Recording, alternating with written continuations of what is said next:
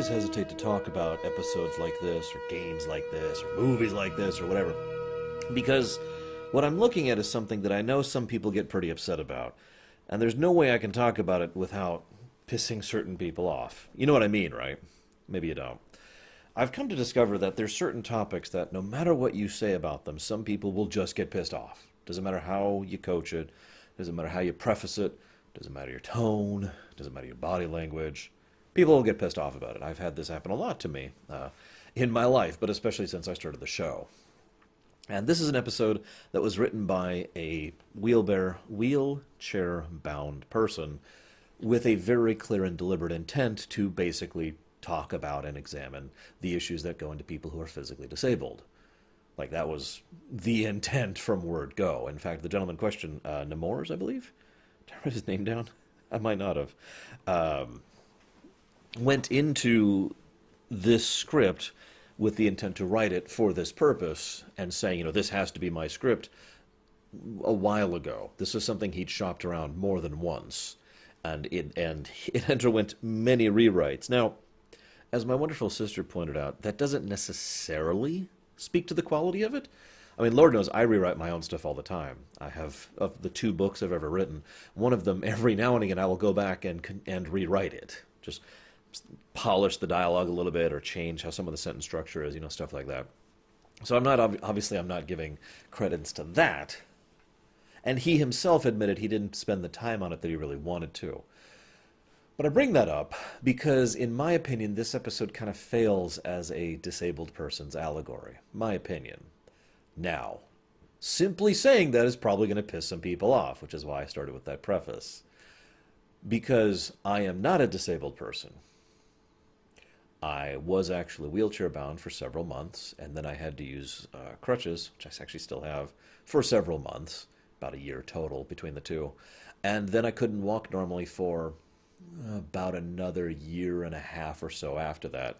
And then it took a significantly longer period of time before I could get to the point where I could actually jog again. I actually still remember the first day I could jog again. It was an interesting experience. That's about as close as I've gotten to physically disabled. So I can't really speak to that with personal experience. I don't know what that's like. So I challenged myself to try and understand the perspective of someone who is frustrated and angry. Because from my perspective, and I know I'm an ignorant, stupid moron, if I see someone who is having trouble, I want to help them. I don't care if you happen to be physically disabled. You're having trouble and I want to help you. But that is my mentality. That's just the way I think.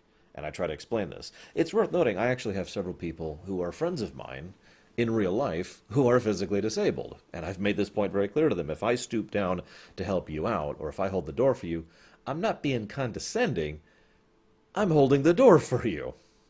And I have to make that point because from what I understand from several of these friends, most people are being condescending. Oh, you poor thing. Here, let me hold the door for you. Or it's easy to infer that they're being condescending, whether they are or not, because what is happening is you're being reminded of your flaw. Now, that's the part I can understand right there. Having someone constantly point out your own failings and misgivings, how you are flawed, or how you are a failure, or how you aren't good enough, that will grate on you. If you were someone who had such a thing happen to you temporarily, just for a couple months, like I did, probably not a big deal. Now imagine you've been dealing with that for 20 years. Your skin's probably a little thin by that point, right? So I can, at least as an abstract, understand this concept. But I will have to say that the aggressiveness that Melora herself, is that her name? I don't remember her name, puts out in the beginning part of the episode is too much.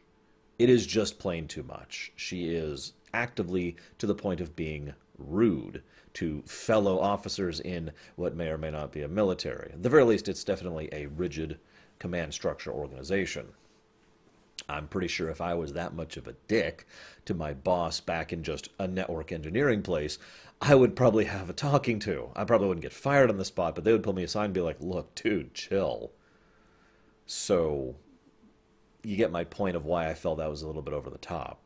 It's also, One thing I find interesting is that the one of the two original points of the episode was she doesn't need to be cured because there's nothing wrong with her.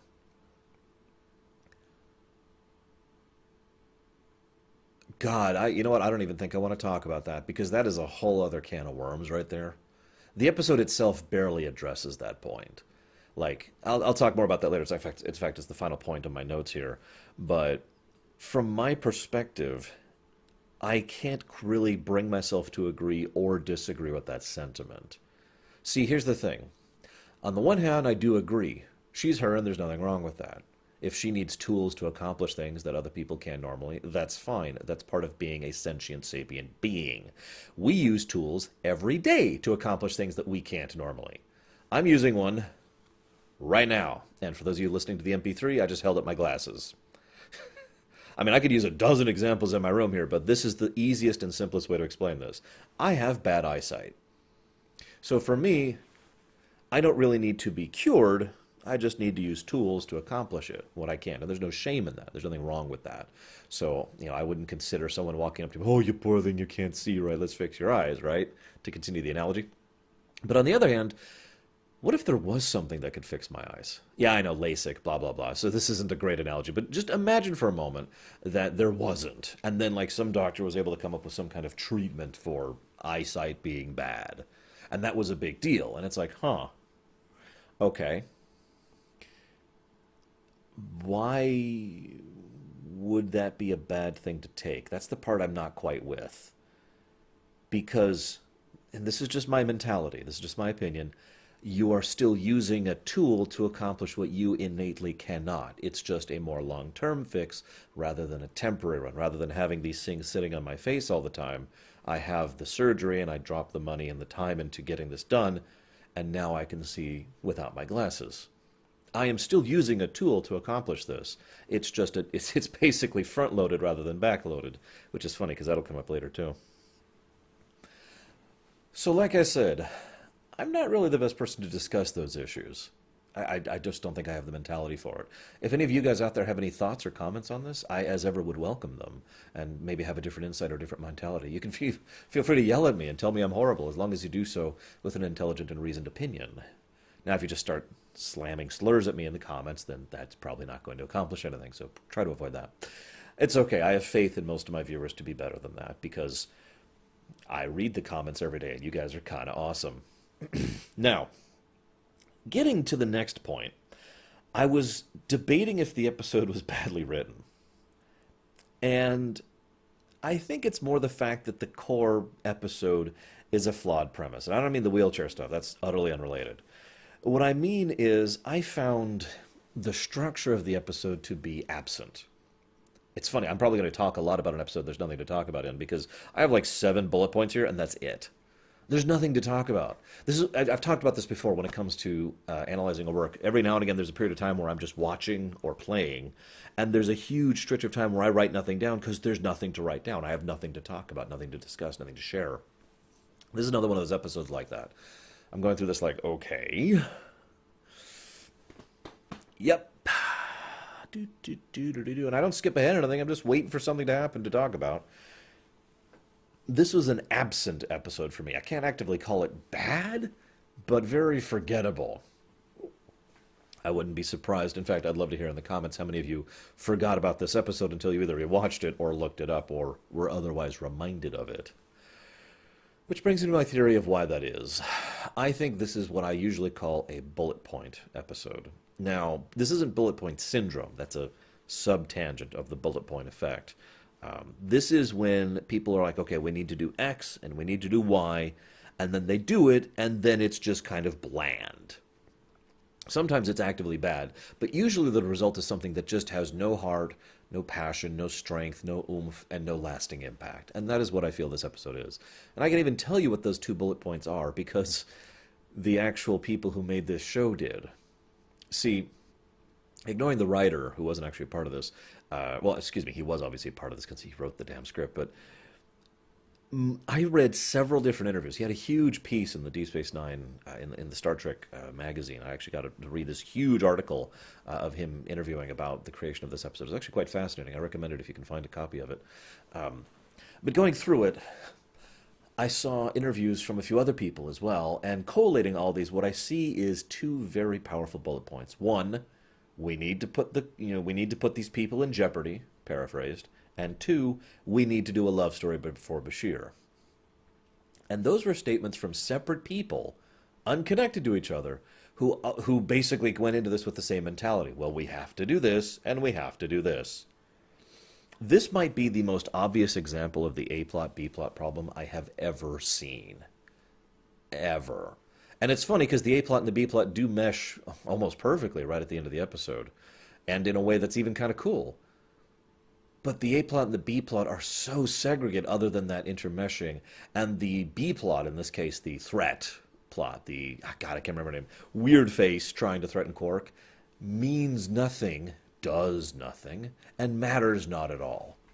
It is there because they had to threaten Quark. The creators of the show have admitted this. That part of the episode is there because we need to have a threat of the week. And when the actual creators of a show say, yeah, we just need to do this because it's on a checklist, we got a problem. And then, of course, the reason she falls in love with Bashir, which I would point out is actually completely unnecessary to the development of the story, again, only happened because had to get that checklist, right? And I feel the episode is very, very weak as a consequence of these two things. Because if we pull the Quark dude face thing out of it, and we pull the romance out of it, what we're left with is a very tight but very small character story. The kind of thing that I would love to see in Star Trek. I'd love to see more of in Star Trek. And in fact, is the kind of thing that DS9 is a perfect vehicle for. You have this little story about an alien, Melora, who just doesn't work the way we do. Now, in her case, it's not like the fact that she breathes different atmosphere or that she has to have, that she's a tentacle monster or whatever. She literally grew up on a planet with vastly different gravity, something that's almost never even brought up in Star Trek. She basically doesn't have the ability to operate in, standard G norms. And I like that. There's a lot of strength there. There's a lot you could do with that kind of a character, regardless of the disabled allegory or anything like that. And they do some interesting stuff. Most of the stuff I liked in the episode was the stuff focused on her and her mentality regarding that. And then there's the threat of the week, and then there's the romance. Now, yes, I know I come off as very anti-romance in my show and in real life, but I really have to say that I don't feel like the romance, I don't even want to use that word, the fling between her and Bashir meant anything at all. It was literally a fling of the week. It, once again, might be the most textbook example of fling of the week I've ever seen. Hi, yeah. Mwah, mwah, mwah, mwah. Okay, let's think about long-term relationships. Okay, yeah, it's not going anywhere. There's like nothing to it. What does it do or affect or inform or change about Bashir? Nothing. What do we learn more about her regarding this? Nothing. She still opens up to this man in a way that's awesome, regardless of whether or not their lips touch. And he still reveals more about his character, and we actually do have a decent insight into Bashir's character, which I swear I'll talk about in a bit, as a result of his interactions with her. But neither of those revelations of the characters, or relevance thereof, is connected to the romance. They just decide to go, because it was a checklist. It's a fling of the week. And that's my complaint. So moving on to the episode itself. So she refuses help a lot. Doesn't want to be transported around, doesn't want assistance leaving the port, she's really irritated about having to have a co-pilot on a mission to the Gamma Quadrant. Now that part really stuck with me. Excuse me. Again, speaking as someone who understands what it's like to have your flaws pointed out to you and feeling horrible about them, I could understand not wanting to be constantly reminded of the fact that you are flawed in some way, or disabled in some way, or lesser in some way, or whatever word you want to use. It doesn't matter. You're different.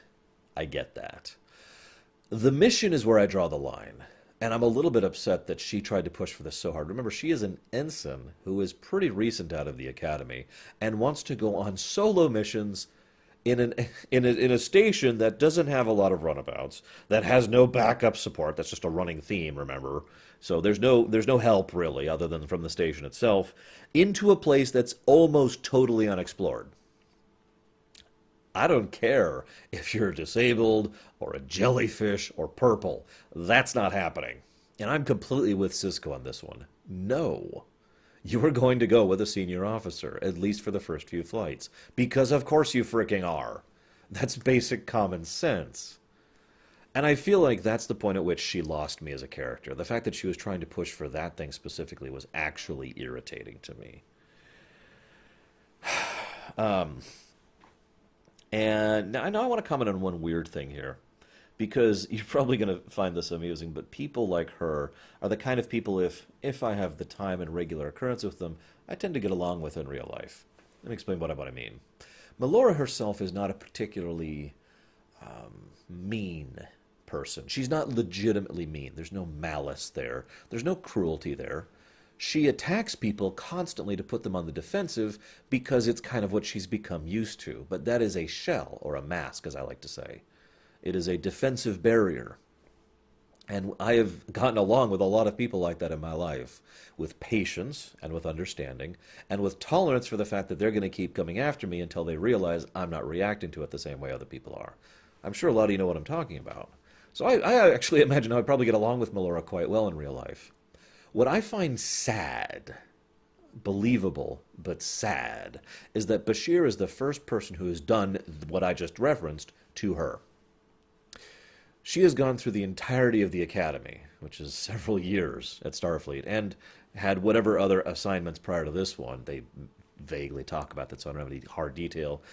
And in all that time, no one else was able to crack that facade, to reach out to the real person in there, to help her to understand the interdependence of... Bashir had a line, I wrote it down, where is it? In space, we all depend on one another one way, in some ways or another. In space, we all depend on one another. I love that line because it's perfect in like three different ways. First of all, obviously any kind of society, dependence on one another is basically the most fundamental ground bedrock of what a society is. Second point, this is Starfleet, whether it's a military organization or an organization that happens to be military, whatever your perspective is, interdependence and relying on each other is an adamant and required part of it. There's a reason there's the chain of command, there's the reason there's teamwork and cooperation, all that fun stuff. And finally, they're in space, arguably the most terrifyingly dangerous environment that we know exists. I know it's debatable, but it's still up there, which makes my point. Regardless of the previous 2 points, anyone stuck together out in space kind of has to rely on other people to be able to exist and prosper in space. I love that line. And so it bothers me, and I can find this believable, that no one else really thought about this, that no one else was patient enough, that no one else tried to reach out to this woman. Because, and I want to stress this, I don't think the relationship or romance, fling aspect of this was relevant. I don't think Bashir was reaching out to her because, man, you're sexy. No. I think it was the doctor, Bashir, and the friend, Bashir, that was reaching out to her, and then the fling kind of came afterwards. That is my opinion. You may disagree on that if you want to. That's totally cool. But he continues to try because that's kind of how Bashir is and has been to date. He, of course, would understand a lot what it's like to be ostracized. And by the end of the episode, she's not just more open with him, she's more open in general. And that's kind of my point. She has come to relax a little bit. She's still got her barriers there, but they're nowhere near as high as they used to be. So she's interacting with other people easier and smoother because she has been made aware of this proper ability to depend on each other. I would think that would have been resolved in the first year at the academy, assuming Starfleet was competent. But as I've pointed out many times, moving on. So there's Klingon food, a Klingon restaurant. First of all, let me just start by saying, now that I got that out of the way, I really like that there's a Klingon restaurant on DS9. In fact, I wish we saw more of this. You guys know that food's kind of a thing for me. I've said many times famously that, wow. I swear I don't have that big of an ego. I have said many times, I don't know where famously came from, that the best, what was the word I was looking for? I have said many times that the best way to really start crafting a setting to do world building, which is something I am at least passively tolerable at, is to work on the food. What kinds of food? What kind of flavorings? Why is the food that way? Because when you start with food, you start to think about local flora and fauna and culture and environment and temperatures and availability of technology or availability of magic or whatever it is that you have. From food, a great deal can be gleaned about the way an entire society and culture exists. And so I love the idea of multicultural, literally, food being on DS9. Now, we've already had some Cardassian stuff briefly here and there, and having this Klingon restaurant is a great step in that direction. I want more of this. I want to see a Ferengi restaurant. I want to see a frickin' Bajoran restaurant, although we've kind of seen bits of that. I want to see more of these people and get across that idea, because it's another thing that appeals to me. I love the concept that... I don't know how to put it. Look at real life food here in the world that we exist on. Maybe we might be in a holodeck, but look at it, right? Think about it for a second. Look how completely different dishes are from different cultures and different places in this world. Now take that and magnify it, and you've got what we could have in Star Trek. It's another way to add more believability to the setting and add just a tiny little bit of flavor of nuance to other cultures. And I like that. By the way, huge props to the guy playing the Klingon chef. I thought he was perfect. Just, grabs with his bare hands and dumps the food on there and just, Oh, are these good worms? Love it. Perfect. Nothing else to add to there. Moving on. So then they start talking. And then he mentions that he went into tennis. Now, for those of you watching this show with me, who've never seen this show before, I want you to remember this fact. And I want you to remember this because I want to talk about a concept called backloaded lore building, okay? Or storytelling, if you prefer. Let me explain what I mean by that. Front-loaded storytelling is Babylon 5. JMS sat down and wrote out the rough structure and the skeleton of the characters and the concepts and the plots of Babylon 5 before he ever recorded anything. That's front-loaded. You know what you're doing, you know where you're going, you can plan it all out. And there's a lot of obvious benefits to front-loading. It's actually my preferred style as well. But backloaded storytelling has its own benefits as well. Front-loading is more about prep, backloading is more about improv. Here's how this works. In response to this specific story, we will learn tiny little tidbits that were never intended to be connected, that were never intended to be part of an overall character arc about Bashir. Several characters, actually. Bashir's not alone in this, but, And as we learn these tidbits and as we learn these character moments, later on they will have noticed these. They jotted them down in a notebook or whatever, and they connected them into something. Now, it was never intended to be that, remember. It's just that one writer decided to have a throwaway line about how he went into tennis and he was terrible at it. And that will be a character point later for Bashir, because that's backloaded. Make sense? So I just wanted to comment on that and the style, because strange as this may sound, a lot of Deep Space Nine is backloaded storytelling. Huge amount of it. Remember, by the point in time we're at now, they're still trying to find their focus. They still haven't even decided on several aspects of the show that'll be significant later. We don't even have the Dominion yet. It doesn't even exist. Hasn't even been thought of, even in a vague concept yet. Anyways. So I want to give huge props to the wirework scene when they lower the gravity. First of all, they did a really good job of it, just in general. Good special effects, good presentation. Second of all, the characters did some good stuff there other than the kissy-kissy part.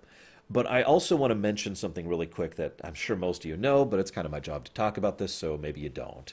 Originally, our good Melora, or at least her species, was going to be the science officer, Dax, the character Terry Farrell's playing. In other words, she was always supposed to be someone who was from a low-gravity world. They wanted to do this kind of stuff regularly with the exoskeleton or with the chair or with the actual wireframe work on occasion. Problem was that just wasn't feasible. Budget. Remember, DS9 still hasn't really, let's say, it doesn't really have the political standing it needs with the studio to have the financial budget it needs to really be the show it will eventually become. Not at this point. Remember, that's the whole reason that they let Lee Nollis die a few episodes ago. So they couldn't do it. So it was nice to see them at least do that, even just in this one episode. Although, by all accounts, it was a huge hassle to do, and it took a lot of money and a lot of time to prep for. But I think the results spoke for themselves. It's actually a bit sad with the many, many advancements in effects, both practical and special, as a computer generated. That kind of thing, having a regular character on a show who, floats around or is physically incapable of operating in normal gravity, would be the thing that would be a lot more feasible now. In fact, I was kind of hoping that'd be on Discovery, something like that, because we could do that now. Anyways, just thought I'd share that. So, next point. They talk about romance in Starfleet. I don't really have much to add to that, but I do find it always amusing how it's pretty much automatically assumed that any kind of long-term relationship across within Starfleet is going to be something that's just going to be a failure. Now, there are actual reasons for it. There's a reason the old saying exists, don't date your coworkers. But at the same time, I do find it like a little bit sad that apparently that romances within Starfleet are so terrible that Dax has to think back into the centuries range to come up with anything that actually fit or worked. I mean, come on. Is the divorce rate that bad, or are these all flings? Oh, silly me. Of course they're all flings. What did I know? Anyways, there's a bit where Bashir, she says, is this reversible? And his first reaction is, if you're not certain, we need to not do this.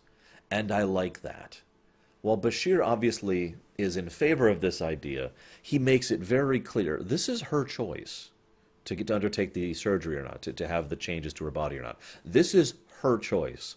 And he doesn't push her on it, and I like that. Once again, that whole friend/doctor mentality. And that's part of why I like Bashir as a character, honestly, is that friend/doctor mentality that he sometimes has, and then other times he's just a prat.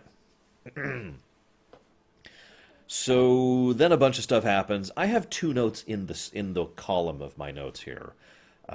One is asking how alien evil guy drinks. If you'll notice, they kind of cut away every time he does anything food or drink-wise. Like, when he's got the glass to rise up, his face is actually off camera. And when he goes to eat something, he just kind of does and starts munching. I actually think he didn't have anything in there at all. I'm not sure. I didn't frame it. Maybe I should have. But if you don't know what I'm talking about because you aren't seeing the episode, remember, he's got this thing right in front of his face here. Like this. It's incredibly awkward and uncomfortable, considering he uses his mouth to talk and eat and breathe. So, what the hell? I feel bad for the actor. And then Odo lets him go, after he's pretty much flat admitted that he has a grudge against Quark, which is funny because Odo has no problem locking people up on suspicion. He's done this before and threatened to do this before. I don't want to call Odo a fascist, but he is certainly leaning in that direction with regards to his policies on law enforcement, so I'm not sure why he found there to be an issue this time. Nevertheless, I do have to point out that if Odo was actually on top of this, this whole situation probably would have never happened, which brings me to my point. You'll notice I only have those two notes. I actually have 3 notes total about Evil McEvilface. I have absolutely nothing to say about him. His performance was lackluster and, frankly, empty. I don't necessarily blame the actor for that, but at the same time, there's just nothing there. Like, he wasn't bad. He was dull. And I don't really feel any of the, I went to prison for 9 years, now I'm going to kill you, from him. And then he kills people because he's an idiot. And I want to stress that word because, yeah, I've got nothing to lose. Okay, then why are you interested in money or escaping? I'm sorry, your actions don't quite collate here. My favorite part, though, is when he calls up and says, let me go or I'll shoot a hostage. Then Sisko says, I'm willing to negotiate. And he says, okay. So he shoots someone, and he says, let me go or I'll shoot a hostage. Now, here's the thing. I've actually talked about hostage situations before. There's a lot of psychology and a lot of analysis, way beyond my scope or capacity, that has been done on hostage situations and how, let's boil it down to a simple sentence, it's always bad. There is no good solution once you've taken a hostage. None. There is no winning that. All there is seeing how bad things get for everyone before you finally lose. Immediately killing a hostage, first off, before negotiations have even begun, pretty much immediately gives them it lets them skip ahead in the playbook, so to speak, to be like, oh, okay, well, now we're going to take this a lot more seriously. And funnily enough, that is exactly what Cisco does. Let him go. Let's get on the runabout and right after them. Where does he think he was going, anyways? And then he even says, we will all die. What? Now, then Melora gets back up. I originally wrote down a note here, and then I wrote next to it, because I'm not sure I agree with myself. Because I called her death fake-out cheap. You guys know me and my opinion on that. But after some consideration, I've decided I don't think it's actually that cheap. It wasn't necessary. There's other ways to write this. However, I do like what was done with it, so I'm willing to let it go. Because this is probably the one part of the entire episode that really, really shines for me. The whole episode has been about how she is at a constant disadvantage to others.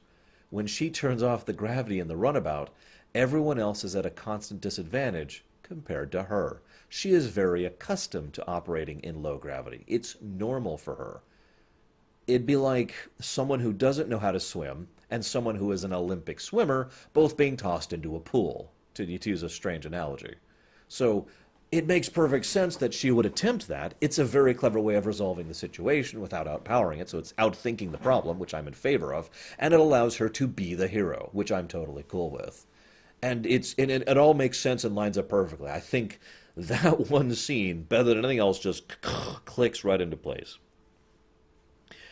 Now, towards the end of the episode, there's a weird coda, a very weird coda between Bashir and Melora. And whatever is all I got to say about that. But I do have to comment on one thing. Bashir comments on something and then adds no emphasis or gravity to it because I don't think he realized, or the writer realized, that they had hit the nail on the head without meaning to. Bashir comments that at any point in time, she can change her mind and try this again in the future. This is not a ticking clock scenario. This is not some contrived alterance. This is a surgery that will be able to allow her to operate in normal gravity at the expense of whatever she experienced before.